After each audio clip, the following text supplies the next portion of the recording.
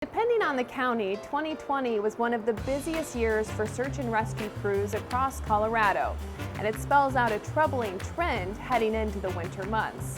We spoke to Colorado's Search and Rescue Association to see how you can help. Good morning. Joining us this morning is Anna DeBatiste. She's the PIO for the Colorado Search and Rescue Association. Good morning, Anna. Good morning, Kelly. How are you?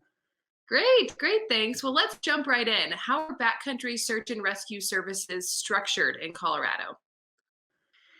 So different states do it different ways, but in Colorado, it's the county sheriffs that have the statutory responsibility for backcountry search and rescue. And most of them opt to meet that responsibility through the use of volunteer teams. So there are about 50 teams across the state. They all work closely with their sheriff's offices in different ways, but they all have good relationships with those offices. And basically, they go to work where the pavement ends. So if somebody gets lost or injured in the backcountry, then one of those volunteer teams would come into play. As far as how they're funded, they are all volunteer teams. Most have little or no government funding of any kind, so they exist on donations and grants. So in addition to volunteering their time for search and rescue and training and administrative duties, they also have to fundraise. The volunteers also pay out of their pocket for their own personal gear and for travel to get to missions.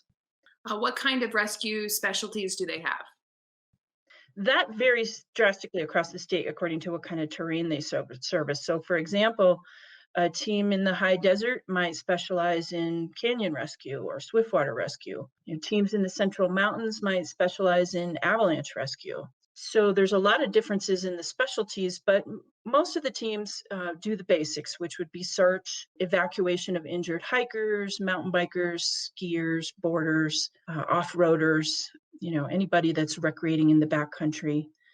And then, there'll be the odd plane crash response or missing Alzheimer's patient or a backcountry suicide. Oh, really wide spectrum that they cover.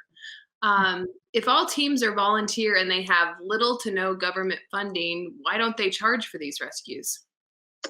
That's a good question, and we get asked that quite a bit. So we believe that search and rescue is a public good. You're not charged for ambulance services or fire services. Why should you be charged for backcountry search and rescue? We also know that people who believe they're going to get charged for a backcountry rescue sometimes delay calling us. And that not only increases the risk for them, but for us as well, because rescuers who might have been going out at 3 o'clock in the afternoon and been home in time for dinner, now maybe they're getting up at 3 a.m. and going out in sub-zero temperatures. So since, it's all based on there's no government funding, how can people support the Search and Rescue Association? Yeah, there's three ways that you can support us. Well, the first, obviously, is you can be prepared and educate yourself and, reduce the number of calls that we have to respond to.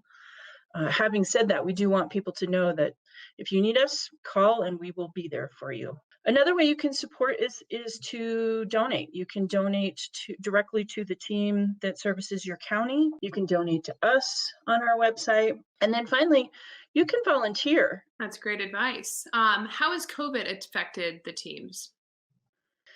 Not very well, as you can imagine. It's been a struggle for different teams in different ways. I would say most teams are reporting higher call volumes. And to add to the challenge, most teams had periods in the past year, since March, that they couldn't train in person. They couldn't hold their usual recruiting events, couldn't hold fundraising events. So they're dealing with more missions because of more people in the backcountry at the same time that they have fewer members to deal with it. Yeah, it's been a challenging time across the board. What is the Colorado Search and Rescue Association and what do they do? So the primary thing that we do is coordinate resources across the state. So if a team needs something that they don't have, we help them coordinate. We have 24 volunteer state coordinators, and they work in shifts, and they handle all this resource coordination. Beyond that, we also do legislative advocacy, training for our members, and we provide public education. There are a lot of resources on our website. Well, thank you so much, Anna. Again, where can people donate to Colorado Search and Rescue? They can donate on our website, which is www.coloradosar.org, and they can find links to the team websites there, as well as a donation link on our own website. Perfect. Thank you so much. Have a great day.